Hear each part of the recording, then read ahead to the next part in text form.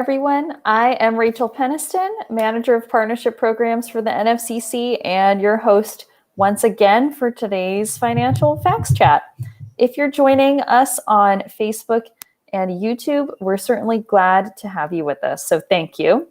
If you do enjoy today's show, please like, comment, share, subscribe, all of that good stuff.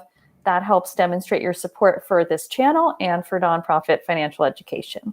I am here once again with Bruce McCleary, our SVP of Communications, and Bruce is going to be answering some questions that we received today in our Ask an Expert inbox. But before we get started, how are you doing, Bruce? What's new? I'm doing great. I hope you're doing great also. I am. It's a crazy week, but I don't know. Otherwise, doing well. I just was thinking about this. You know, it's Financial Literacy Month, and yeah, that's right. That typically is a busy month for us. And people have been asking about our NFCC survey, the Consumer Financial Literacy Survey, which we have been doing since 2007. Wow, and it's a long time. So I was just a young kid back then. I can't remember clearly, but it was a long time ago. So I just wanted to, I guess, make a point or make a statement that we've decided to move it further into the year this year. So we're not doing it this month. That doesn't mean that we don't have a lot of information and data on our website that relates to Financial Literacy Month. You can go to nfcc.org. And you can go to the section that contains research and data on our website, and that will give you access. It's under the resource tab. So if you click on resources, you go to client impact and research. You'll see all of our studies, and you'll see the most recent study that we did, which was actually late last fall. It was on the impact of COVID-19 on personal finance. It's still pretty relevant information, and we're only several months down the road from when that survey was released. So it's still fresh. And we also just released the Military Financial Readiness Survey just the other month. So that's very, very new and relates to financial well-being of our service members, their households, and also veterans. So check that out as well. And again, that's at nfcc.org. Just click on the resource tab and go to client impact and research. So I just wanted to get that out of the way. But thanks for those announcements. That's good stuff there for sure. Yeah, but the other thing too, I was kind of looking at the news. I almost hate to do this, but I hate to bring it up. But I think it bears mentioning. It is a little bit of an editorial comment. But I don't know. You may agree. You may disagree. Go ahead and tell me. If you do, one way or the other. But, we talked, I think, last year, it was probably last year at some point when Courtney was on co-hosting with me, and we talked a little bit about how millennials often become the target of criticism when it comes to financial literacy and financial well-being and just overall financial management. And that kind of quieted down a little bit over the past year, but I just saw an article the other day that it took me right back to the beginning. It was about home ownership. I don't know if you've seen this, but it talked about the housing market. And in some areas, the fact that the housing market is so competitive that a lot of people are having trouble buying a house. A lot of qualified buyers. It's just such a really hot market. And they were blaming millennials on the shortage of available homes because millennials are starting to move into the housing market and buy homes of their own. And it was just funny. It's funny to me because about a year and a half ago, we were all complaining about the fact that millennials aren't ready for home ownership and they're not buying homes. And where are they in the housing market? Why can't they be buying homes? Now that they are, instead of saying, hey, great, it's fantastic, you're achieving the dream of home ownership, the article is more about get out of my way, says the boomer. You're keeping me from buying a home of my own. So I thought it was kind of funny. It's like millennials just can't seem to win one way or the other, no matter what they do. Yeah, that's too bad. I mean, we are a much maligned generation, I think. Sadly. I feel bad. I mean, instead of the article saying, "Hey, congratulations for achieving that dream of home ownership," it's more about get out of our way. We'd like to buy some homes too. Wait your turn is basically what the article is saying. Anyway, and then there's another survey that came out today that's saying that Gen Z lacks knowledge and confidence in personal finance and investing. So, some of the media has moved on to picking on Gen Z. So maybe they'll take some of the heat off of millennials. Well, that doesn't really make me feel better, though. I mean, thinking about that comment too, I think part of the reason that, you get results that demonstrate that younger people don't have as much financial literacy as older generations may just be the amount of time they've been exposed to adult life and having to make complex financial decisions and, learn all of that stuff along the way. So it sort of makes sense to me. And I definitely think there's a lot of hope for people to increase their financial literacy throughout their lives. I don't think when I see a headline like that, I'm not worried, Yeah, I tend to agree, and I think that I don't know if it's constructive to criticize without also recognizing the challenges and the opportunities for doing better. So, some data that comes from some survey that says X, Y, and Z, take it for what it's worth, but there is something to be said for practical experience in the real world that reinforces your financial decision making. And, some of that comes from classroom learning. A lot of people are saying that there's not enough financial literacy education in classrooms. That may be true. There is some, but whatever there is, combined with real world experience, I think puts people in that blend puts people in a better position. But I always tell people that some of my best financial habits have come from the lessons I learned making mistakes. Exactly. And those lessons were never enjoyable, but it establishes a habit, a positive habit, if you learn the right things from it, that can last a lifetime. So I don't know. I think, there's hope for the folks that are mentioned in the Gen Z article. And to all the millennials that are out there buying homes, I say, you know what? Good for you. Good for you. Keep it up, and don't listen to the critics. Critics are going to nag. So with that, we have some questions, and actually, one of them has to do with a mortgage, I know, but we'll take these one at a time from the top and see what people are asking today. So what's our first question? Our first question here, and before I go ahead with the questions, I did want to remind all the viewers that if you have a question during the show, please go ahead and add that into the comment box, because we will try to address it over the course of our live stream today. So go ahead and type that into the comment if you want us to get to it today.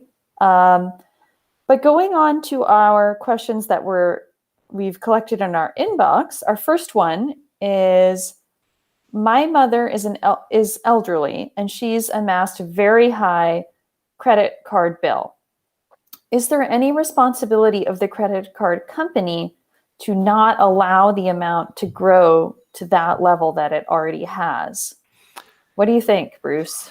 Yeah, these are tough issues to deal with, and I always feel bad when I hear stories about the elderly and excessive credit card debt, because often, you've heard me refer to credit card debt as high interest rate debt, and it often is, not all the time, but it is. It's some of the highest interest rate debt that you can incur. So this individual may be dealing with interest rates of anywhere from 15% to 25%, or higher if they've missed a payment, if they've fallen behind and they're being charged a penalty interest rate. So Yeah, it breaks my heart to hear that not only this individual is dealing with um, a lot of debt, but it's also costly, and the balance continues to grow. That makes me believe as well, and it's not in the detail of the question, that the individual is only able to afford to make minimum payments. Because we've always said on this and in our Ask an Expert blogs on the NFCC website at nfcc.org, we've always said that just making the minimum payment doesn't get you anywhere when it comes to paying down your debt. It doesn't, especially with credit card debt, because the interest rates and the fees um, don't help the effort at all. So there are some things that you can do that may help the situation if it's a temporary issue, or there are some permanent solutions as well. And again, I know very little detail about this individual's overall financial health and where they stand with their credit. So this advice is fairly general. I'm just throwing some options out here on the table, but it's important to consider their circumstances when weighing each of these options. And the first thing I would say, which is universally applicable, is to reach out and contact the creditor and have a discussion, communicate. Communication is an incredible tool. And whether you have no money at all, or whether you have, thousands of dollars, doesn't matter how much money you have. The most valuable tool in your box is still communication, the ability to reach out and ask questions. So I would encourage this individual to reach out to their creditor and have a discussion about ways that they can make the situation better, and maybe give them an opportunity to explain their circumstances to the creditor so they better understand where things are right now, and what they need to do to keep the account on track. There are also opportunities to possibly refinance the account or move the balance to a balance transfer account with a lower interest rate. If the person's credit score and credit health are all right and they qualify for something like that, that could save them a tremendous amount of money and give them a little bit of a leg up when it comes to making progress paying down the debt. If that's not a possibility because of issues with their credit score or credit qualifying for a credit approval, then I would recommend reaching out to a nonprofit credit counseling agency. A nonprofit credit counselor can uncover some options that may be available for more significant challenges, long-term financial hardships, and putting an option in front of this individual that might help them more affordably repay the debt within their budget and benefit from reduced interest and fees on those accounts. So, and they could also get some advice that applies to other areas of their budget, which might be putting pressure on their ability to affordably repay their debt. So I would say that's one thing to do as well. And again, getting help from a nonprofit credit counselor starts at nfcc.org, and that would be the next step that I would recommend there as well. Thanks, Bruce. Very helpful. Our second question here is, someone is relocating and they just took out a mortgage loan to purchase a home in a new city. Then they sold their current home. If they immediately pay off the mortgage they just took out to purchase the new home with proceeds from the sale of the current home, will that negatively affect their credit score? Or should they wait 6 months, a year, or longer to pay off the mortgage? What do you think about that one? Yeah, that's a tough, sometimes that's a tough decision as to which debts to pay off and what impact they're going to have on your credit. And it's not often clear to people in those situations what hurts and what helps. I think, I think in terms of paying off different types of debt, there are different impacts. And I'll before I answer the question, I'll talk a little bit about some of the things that are more commonly known to people when it comes to making credit decisions and which debt to pay off.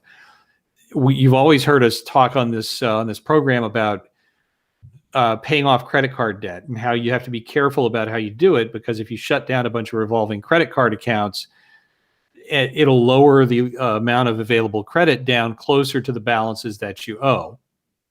And then if that happens, then it looks like you're maxed out on your debt because it brings the balances closer to your new credit limit, overall credit limit. But that has to do with revolving charge accounts. That does not include things like a mortgage. And a mortgage is a collateralized loan. In terms of your credit score, it is viewed differently in many ways, not just because of the size of the debt, because typically a mortgage is the largest debt that you'll ever have to repay in your lifetime. Although student loan debt, it seems to be catching up. So the impact on your credit score is different in that regard, but it's also different too, because paying off the mortgage typically doesn't have any negative impact on your credit. So I wouldn't worry so much about paying off a mortgage because it isn't treated like a revolving account. You're not lowering your available credit limit or doing anything like that. You're paying off a sizable loan, and it is a closed-end loan. It is a fixed-term loan. So it was never designed to stay open and give you the ability to draw cash from an account.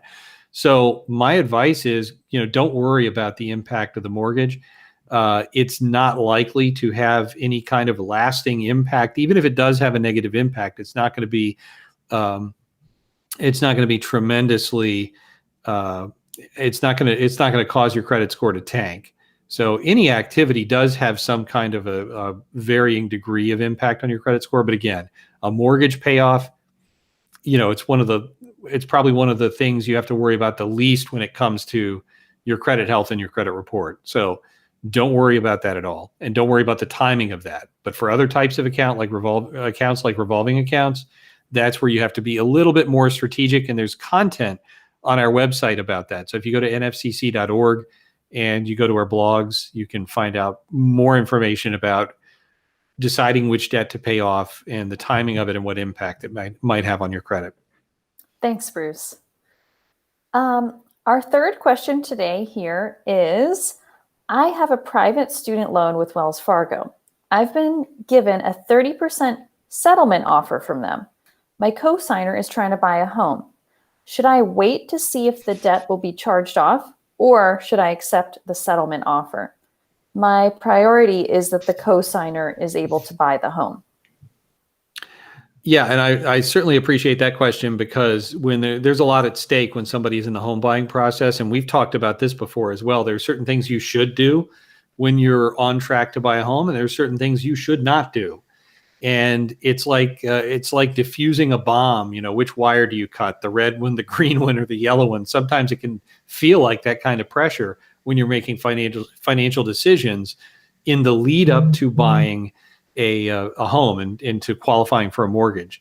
So this is an especially delicate time, and you don't want to make the wrong decision. And the things that we tell people to avoid doing most commonly in this 6-month or so window prior to purchasing the home is not to apply for new lines of credit, not to go shutting down a bunch of credit card accounts. We just talked about the impact that has on somebody's credit.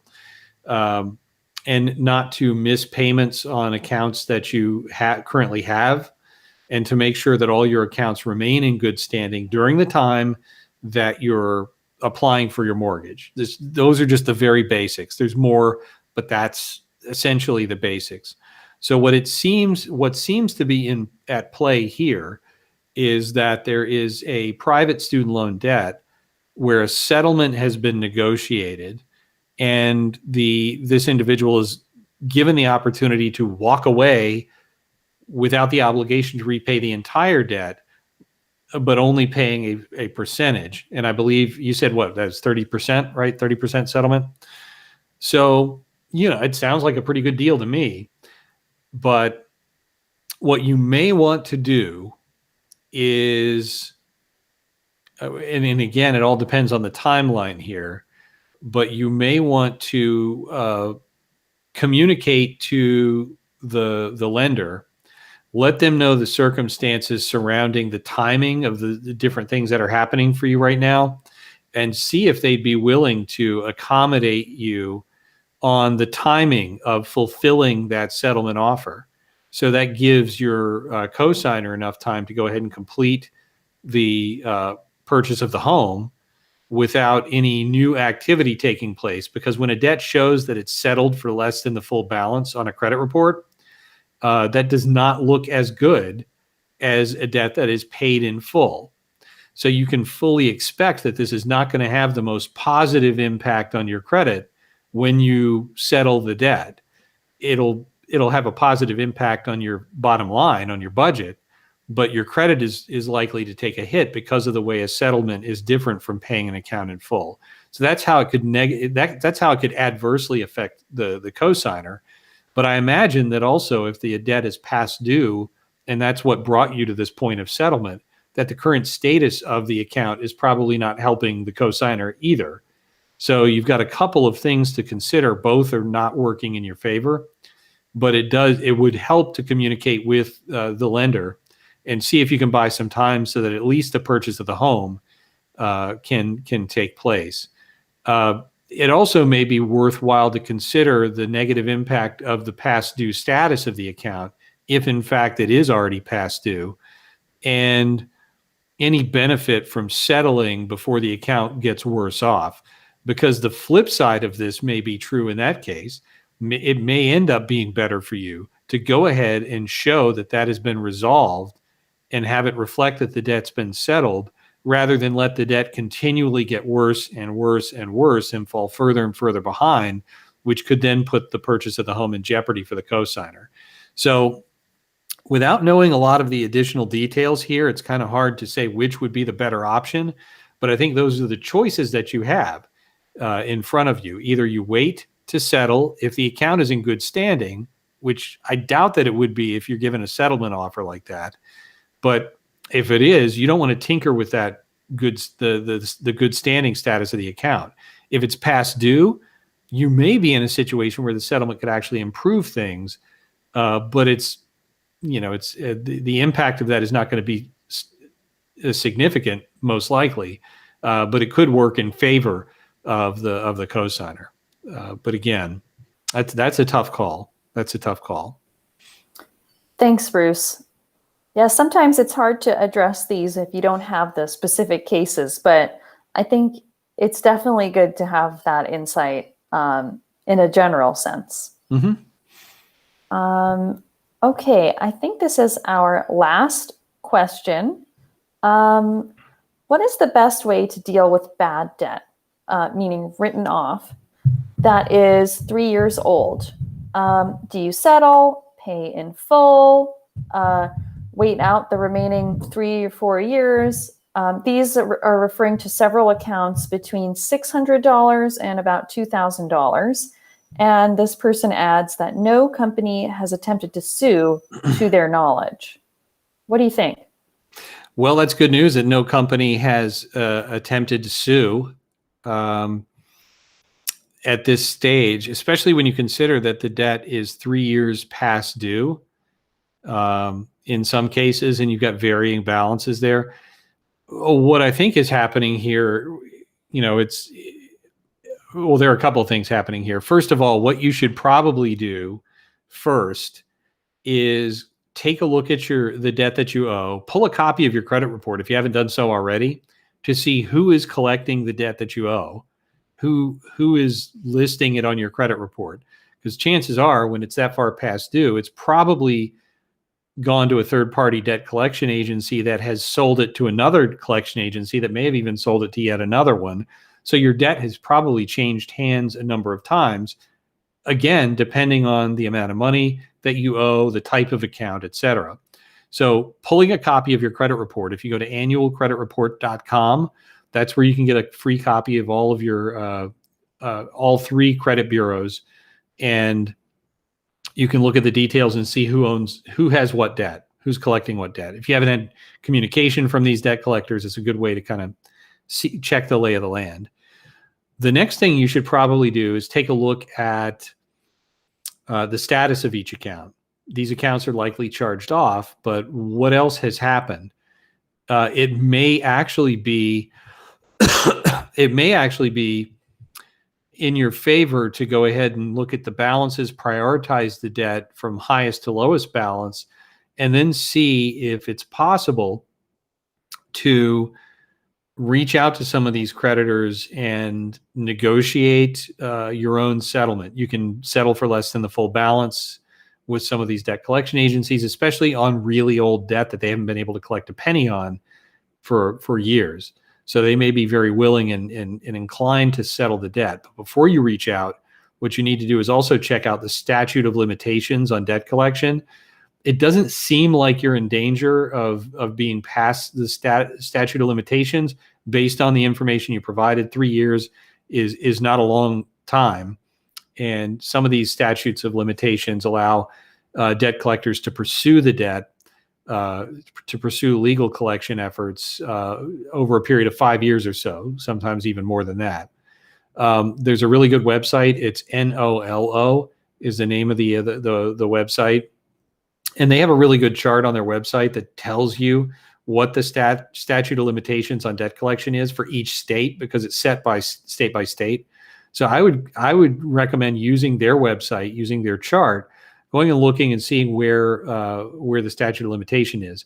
And the statute of limitations that are set on a state-by-state basis, it's based on the state where you live, not where the creditor is based.